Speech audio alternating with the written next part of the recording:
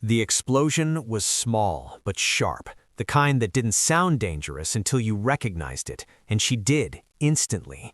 Because training never really leaves you, it just goes quiet until needed. So when the sharp crack echoed across the crowded terminal and people froze instead of running, she reacted without thinking, dropping her coffee, grabbing the little girl beside her by the shoulders, and pulling her down behind a concrete pillar while shouting, "Get down," loud enough to cut through panic. The girl screamed, hands over her ears, as the woman curled around her, back to the open space, eyes scanning reflections in glass and metal, counting exits, angles, threats, while the crowd finally erupted into chaos.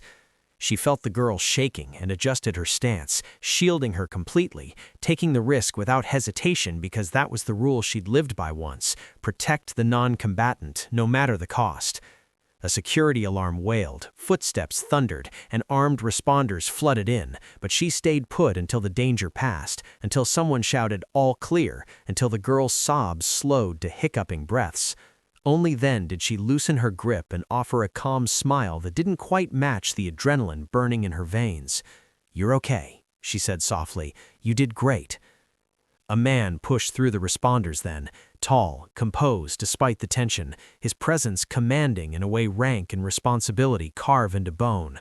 He dropped to one knee in front of his daughter, checking her with practiced efficiency before pulling her into his arms, relief cracking his discipline just enough to show.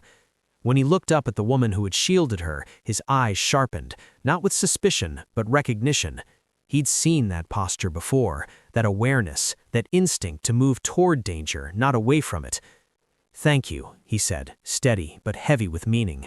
She shrugged it off, already stepping back into the crowd, unaware that the man thanking her was a Navy SEAL admiral, or that he was already memorizing her face, wondering who she had been and why someone like her had vanished into civilian life, because heroes, she believed, didn't need to be known to be real.